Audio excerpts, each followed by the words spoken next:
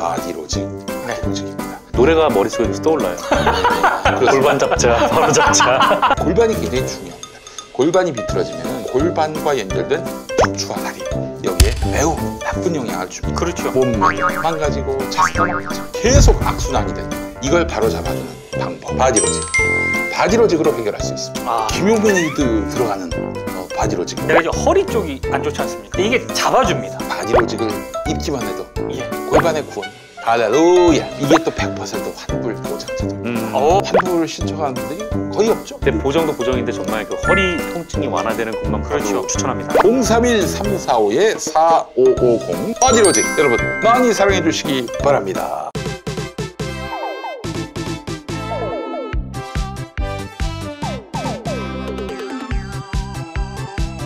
여러분 이제 바다 많이 가시잖아요. 바다에서 나와서 너무 찬 바다에서 나오면은 몸이 또 굉장히 체온이 확 내려간다고. 이것도 위험해요. 그럴 때 옆에 보라를 두시면은 딱 좋겠습니다. 근데 이제 그 용도는 이제 바다 C해서 C보랄로. 지금 댓글창에 진짜 이런 씨보라리. 아니 그러면 이제 강아지 따뜻하게 하려고 옆에 두면 그거는 개보랄. 개보랄이에요. 개보랄. 예, 보랄. 여기 히타예요, 히타. 그렇습니다. 이 물에 강합니다. 그래요. 물이 튀어도 진짜 바다에서 쓸 수 있겠네요. 그렇습니다. 물에 강하니까. 그러니까 이제 뭐 바닷속으로 들고 들어가면 안 되고 물이 튀더라도 이게 겨울에도 수영할 수 있는. 물이 튀더라도 금방 마르기 때문에 그래요. 참 보랄 너무나 멋지지 않습니까? 여름에 화장실 들어갔는데 사실 뭐 아파트나 이런 데서는 뭐 따뜻하죠. 뭐 그 욕실이 추워가지고. 안 그래요? 오래된 아파트는 겁나 추워요. 그러니까 바로 오래된 아파트 이런 때는 진짜 조선일보인가 중앙일보인가 거기 음마 아파트가 그 되게 오래됐잖아요. 거긴 진짜 오래됐지. 화장실이 춥다고. 이 불쌍한 사람들이 재개발이 돼야 되는데 음마 아파트가 얼마짜리인 줄 알아? 이 양반들이 재개발을 못하고 있다고. 자, 음마 아파트에서 보랄을 사시기 바라겠습니다. 음마 아파트는 벽을 보랄로 깔아도 돼요. 그래, 보랄로 깔아도 돼요. 예. 자, 보랄은 이제 벽에다 붙일 수도 있고요. 이렇게 이동도 가능하고요. 자, 보랄 여러분 많이 사랑해 주시기 바라겠습니다. 김용민닷컴에서 최저가로 또 판매가 되고 있으니까 보랄 김용민닷컴에서 사주시기 바라겠습니다. 보랄은 무료 광고인데. 아니 오늘 보랄 광고하려고 했는데 녹화 시간이 너무 늦어져가지고 길이 가볍네요. 가볍습니다. 자, 그래요. 오늘 정상근 기자 또 해주시죠. 네, 일단 좀 MBC 소식 하나 좀 말씀을 간단하게 드려야 할 것 같은데 MBC가 이른바 이제 시용 기자들이라고 하죠. 이 사람들에 대해서 정리 수순에 들어갔다. 이런 보도가 나왔습니다. 그러니까 이게 지난 2012년에 그 전국언론노동조합 MBC 본부가 파업을 했는데 이 파업을 할 때 MBC가 이 대체 인력 형식으로 채용을 한 거예요. 근데 노동자가 파업을 하면 대체 인력을 채용하면 안 돼요. 그렇죠. 불법이에요. 불법인데 이제 MBC가 이제 시용 기자라는 좀 듣도 보도 못한 이름으로 채용을 했고 그 사람들한테 1년 뒤에 정규직 전환을 시켜주겠다라면서 이제 끌어들인 거죠. 끌어들였는데 그때 아마 이렇게 저렇게 들어온 사람이 아마 90명이 좀 넘을 거고 지금 이제 MBC가 이런 사람들에 대해서 좀 12일부터 이달 12일부터 좀 평가인사위원회를 열어서 이 사람들이 그동안 어떤 일을 했는지 이 부분을 심사를 한다라고 하더라고요. 그래요. MBC가 진작에 했어야 할 일을. 그렇습니다. 그렇잖아요. 작년에 제가 우리 민동기 국장하고 MBC에 대해서 잘 아는 분 어떤 분을 만났는데 그 사정 이야기 듣고 제가 기함을 했습니다. MBC가 이 정도까지 미쳐버리려고 하더라고. 그러니까 기사 한 줄 못 쓰는 거야. 기자가 기사 한 줄 못 쓰는 거예요. 이런 사람이 지금 보도국에 한 자리 차지하고 있다는 거지. 이런 사람들이 언제 이렇게 많이 유입되느냐? 바로 이런 뭐 시용 기자라든지 이렇게 김재철 이후에 그 MBC 채용된 사람들 중에 이런 사람들이 있다는 거예요. 그러니까 지금 시용이라고 해서 다 자르는 게 아니에요. 시용이라 할지라도 혹은 그렇게 김재철 이후에 들어온 사람이라 할지라도 실력이 있으면 붙잡아야지. 그렇죠. 어떻게 해서 이 MBC의 보도 시스템에 숙련된 인력인데 다 내보내는 게 아니라 기사 못 쓰는 사람들 이런 사람들 정리해야지. 아니 이 사람들 무슨 인류애로 박애 정신으로 계속 끌어안고 있을 수는 없잖아요. MBC가 뭐 자선단체는 아니고. 아니 전쟁으로 한번 보자고. 전쟁으로 한번 비유해 보자고. 적지는 지금 110명, 120명 이런데 이쪽은 70명밖에 가용을 못해. 어떻게 뉴스 경쟁력을 만드나? 그리고 기본적으로 뉴스 한 줄 못 쓰는 분들 본인이 잘할 겁니다. 예. 여기 남아가지고 MBC에 누를 끼치는 게 과연 합당한 일인지 스스로 한번 돌아봐야 됩니다. 물론 그런 스스로 돌아보는 염치가 있다면은 MBC 들어오려고도 하지 않았겠지. 근데 그때 MBC 관계자가 한 얘기는 어지간하면 정말로 어지간하면은 같이 가려고 하는 그런 생각이었는데 그런 어떤 레벨이 못 되는 선수들이 의외로 많다는 겁니다. 그래요. 여기에 충격을 받았다고. 그 무슨 전문 기자라고 뽑았는데 그 분야의 전문가가 아니야 전혀. 이런 경우에도 그냥 억지로 그냥 뭐 뽑긴 뽑아야 될 텐데 명목이 뭐 변변치 않으니까 뭐 아무거나 갖다 붙인 거지. 이런 사람들이 MBC에 있으니까 MBC 뉴스가 아직까지도 헤매고 있는 겁니다. 그렇죠. 가용할 수 있는 인력이 KBS나 뭐 KBS는 워낙 많으니까 근데 SBS에 비해서도 많이 없어요. 그렇죠. MBC에서 가용할 수 있는 인원이. 근데 어쨌든 이 이른바 이제 시용 기자들 중에 뭔가 이제 좀 재평가를 해야 되는 그런 대상이 한 55명 정도인데 이 중에 한 기자가 25명 그리고 PD가 5명 나머지는 좀 행정 직군으로 보이고 이 행정 직군 같은 경우에는 뭐 그렇게 뭐 이렇게 큰 문제는 없이 그냥 넘어갈 수 있을 것 같은데 행정 직군이야 뭐 사실 방송에 직접 투입되는 사람은 아니니까. 근데 이제 기자, PD 이 사람들이 좀 문제가 되겠죠. 근데 사실 이게 그 지금 이 채용 자체가 좀 애초에 좀 불법적인 소지가 있기 때문에 뭐 MBC에서도 뭐 이렇게 얘기를 했는데, 그러니까 언론사인 MBC가 이 파업 대체 인력 채용을 무조건 용인을 한다면 다른 사업장에서 일어나는 위법한 대체 근로를 비판할 수 없게 된다. 뭐 이런 식으로 이제 얘기를 하면서 좀 정리를 하려는 그런 마음을 가지고 있는 것 같아요. 가지고 있는 것 같은데. 근데 뭐 특히나 이제 얼마 전에 또 강원랜드에서 채용 비리 문제가 불거지면서 이 채용된 사람 그 위법성 있는 사람들을 다 채용 취소를 시켰잖아요. 뭐 그런 사례도 좀 참고를 하고 있는 것 같고 뭐 그런데 이게 모르겠어요. 이게 이 대체 인력으로 이제 뽑은 사람들이 정말 대체 인력으로 지금 뭐 인정이 되고 있는 건지 아니면 설령 대체 인력으로 인정이 되더라도 이 과정에서 뭐 어떤 뭐랄까요, 하여튼 뭐 불법적인 요소가 또 있었는지 뭐 그 부분이 더 조사가 돼야 되기 때문에 이게 그렇지 않으면은 이게 쉽게 내보내기가 좀 여간 어려운 건 아니에요. 그자마 김재철이나 이런 인간들은 뭐 시용 등 이런 사람들을 뽑으면서 아마 이런 계산이 있었을 거예요. 나중에 잘못돼 가지고 정권이 저쪽으로 넘어가고 그렇다 할지라도 MBC 안에 이른바 반노조 세력 그 진지가 형성되게 되면은 나중에 뭐 내부에 싸움이 벌어지게 될 것이고 그러면은 저 노조가 함부로 하는 일을 제어할 수 있을 것이다. 차단할 수 있을 것이다. 내부 분란 용도로 이런 이 우파 보수 이 논조의 언론인들을 MBC 안에 집어넣게 되면은 언제든 탈환하기 쉽고 이렇게 또 이 자기들의 나름의 어떤 보수적 지향점을 가진 이런 자들을 남겨둠으로써 진지를 구축함으로써 언제든 탈환했을 때 자연스럽게 MBC를 접수할 수 있을 것이다. 계산을 한 것이 아닌가 이런 생각이 들어요. 근데 되게 바보 같은 생각이었죠. 이게 막상 전쟁이 벌어지니까 이 사람들의 대부분은 참전을 안 했고 그냥 조용히 한쪽 구석에 있었고 그러니까 인간들은 원래 그런 사람들이야. 이제 좀 깃발을 들었던 그나마 인물이라고 했던 사람들은 너무 기본이 안 돼 있는 사람들이어서 뭐 이제 김세희 같은 경우에는 뭐 인터뷰 조작 문제로 이렇게 결국 이제 자기 발로 나갔는데 어쨌든 그런 식으로 생각했다면 진짜 너무 멍청한 생각이었던 거죠. 이미 뭐 그런 생각을 가진 사람들 자체가 MBC가 르네상스였던 시절에 저 골방에 있거나 혹은 뭐 찌그러져 있던 사람들이야. 실력이 없는 사람들인 거지. 이런 사람들이 말하자면 MBC의 그 헤게모니를 쥐고 나서 좋은 인력을 끌어안을 수 있겠어요? 본인 자신이 실력이 그거밖에 안 되는데. 그렇죠. 그래서 일단 뭐 이게 쉽지는 않을 것 같아요. 그러니까 이 사람을 뭐 너는 잘못 뽑혔어. 그렇기 때문에 뭐 나가. 이 과정이 쉽지 않으니까 그래서 지금 MBC에서 명예퇴직을 계속 좀 적극적으로 받으려는 모양이에요. 그래서 이게 1차, 2차, 3차 명예퇴직이 있는데 1차에 나가면 뭐 네 퇴직금의 한 100%를 더 얹어줄게 뭐 이런 식으로 아마 유도를 할 것 같아요. 예. 뭐 이 사람들이 앞으로 뭐 MBC에 남아서 뭐 그렇게 할 일이 있을 것 같지는 않고 뭐 실력 없고 막 그런 사람들이라면 그러니까 명예퇴직할 때 그냥 돈이나 더 받고 나가는 게 좋지 않을까라는 생각이.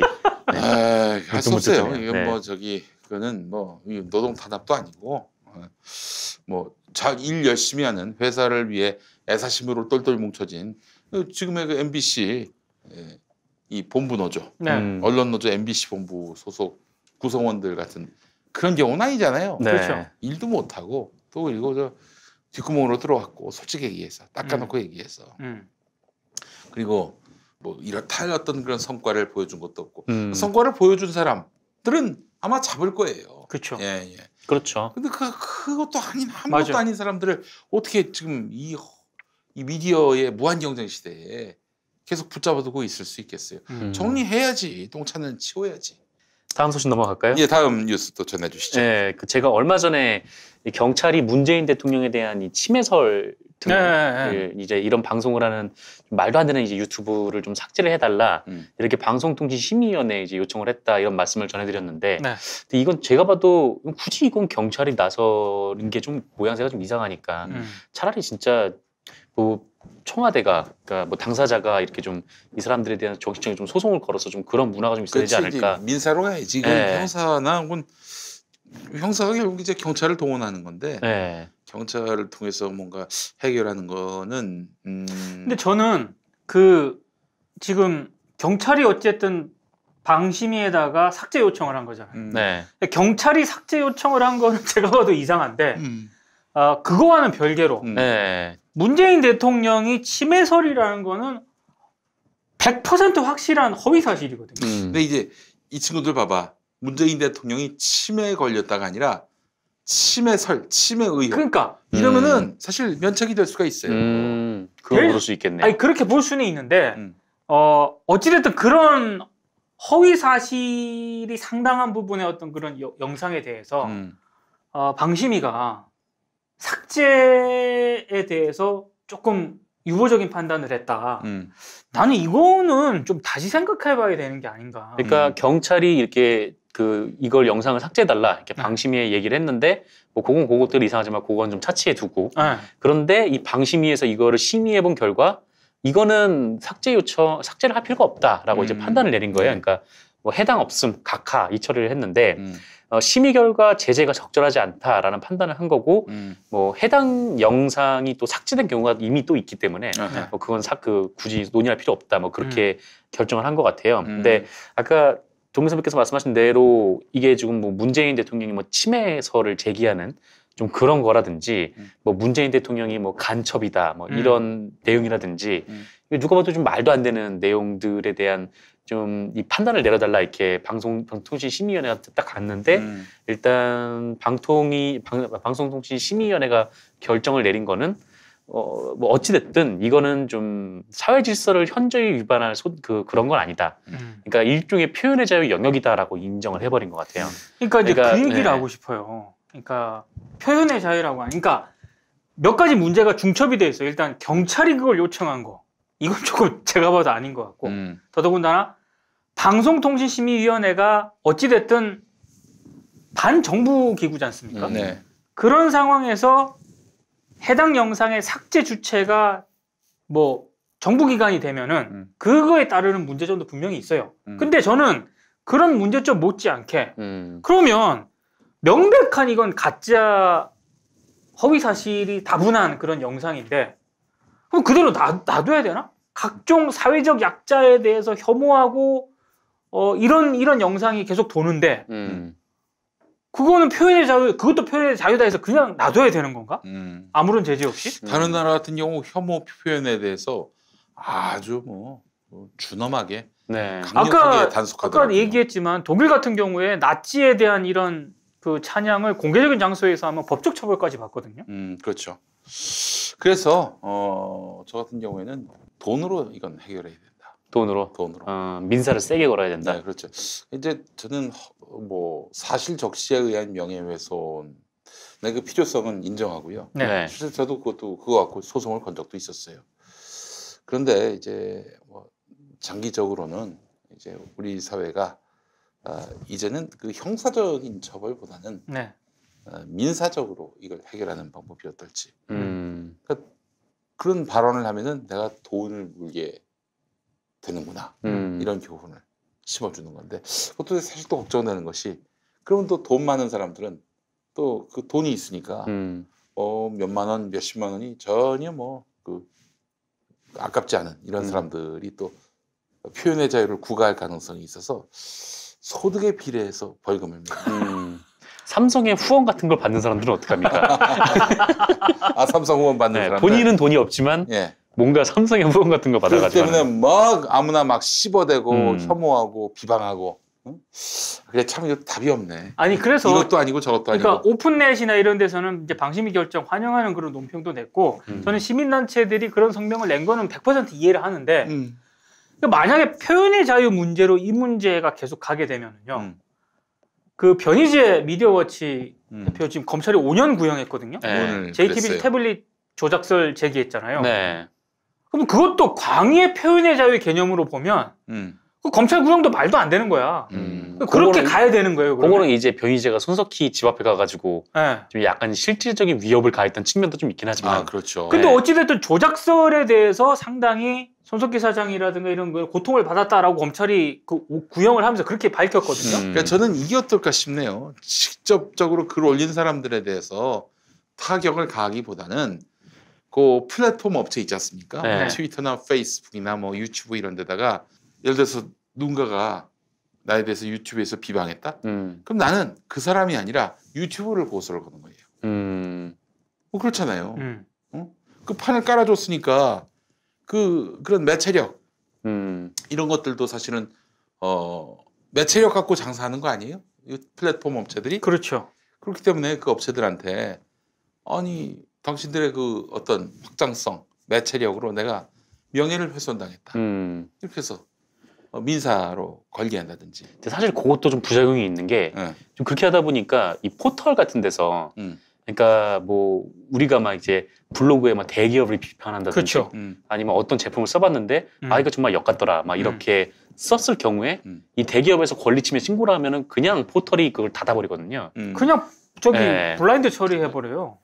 그런 경우도 있죠. 근데 이제 뭐랄까 하여튼 소수자에 대한 혐오라든지 아니면 뭐 문재인 대통령이 뭐 일국의 뭐 대통령이긴 하지만 그래도 한 개인으로서 뭐 침해설, 간첩설 뭐 이런 거는 굉장히 좀 치명적인 건데 이거를 그냥 둘 수도 없고 사실 좀 굉장히 좀 고민스러운 주제이긴 하죠. 그러니까 저도 표현의 자유를 최대한 보장을 해야 되지만 표현의 자유 다 좋은데 능사가 아니다. 네, 그건 맞는 것 같아요. 저는 이 얘기는 하고 싶어요, 진짜.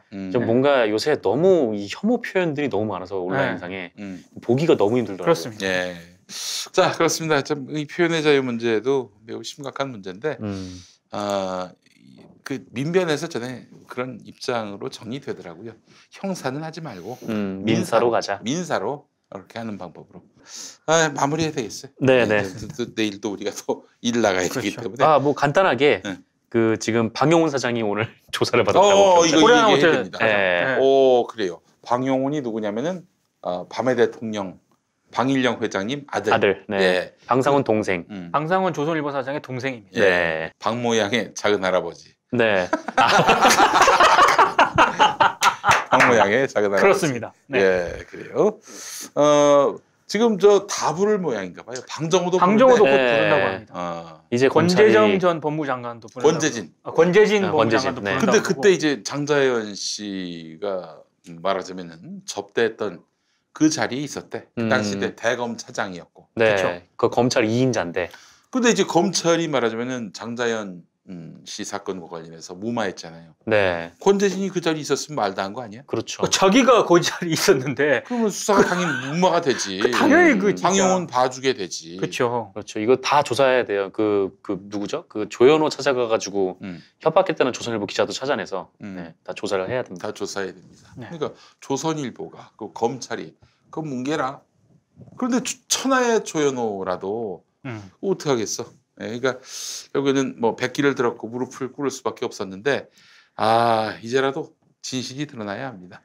조선일보 한 줄도 안 나올 거예요, 이 기사. 내가 장자연을 쳐봤는데 기사가 나오질 않아. 안 나와요. 올 4월 때 잠깐 한번 이름이 거명됐는데 정말 하나도 나오지 않았습니다. 그 디지털 조선일보에서는 이 장자연 씨와 관련된 이 여러 그러니까 이종걸 의원 등 이정희 의원 등 여러 의원들의 의혹 제기에 이제 반론하는 뭐 그런 것만 있고 그렇죠. 하여튼 뭐 많이 없습니다. 자 그래요. 약간 뭐 이제 난 그래서 문재인 정부가 좀 너무 느리고 당장에 그냥 쾌도난 마식으로 뭐 하진 않아도 그래도 진도가 좀 느려도 할 거 다 합니다 지금. 아 그럼요. 다 해요. 네. 뭐 전교조 법외 노조를 법내 노조로 바꾸는 문제라든지. 네네. 민주노총 한상균 위원장 석방됐잖아요. 네. 그러니까 좀 시간이 걸리더라도 좀 인내를 갖고 지켜보면은 문재인 대통령이 다 머릿속에 넣어두고 하나하나씩 실현해 나간다는 이런 믿음은 좀 갖고 들여다보는 것이 어떻겠는가 하는 생각도 들고요. 그런 의미에서 장자연 씨의 그 유서에 기록됐던 유서가 된 그 편지에 썼던 네. 조선일보 방사장도 법의 처단을 받게 될 것입니다. 좀 속도가 느려도 네. 인내를 갖고 한번 지켜보는 것이 어떨까 하는 생각을 해봤습니다. 자, 그래요. 오늘 저 관훈 라이트 클럽 마치고요. 다음 주에 또 뵙도록 할 텐데 네. 다음 주에도 뭐 저희 월요일에 네. 제가 생방송으로 함께하도록 하겠습니다. 네. 자, 애청해 주신 여러분 감사합니다. 고맙습니다. 고맙습니다.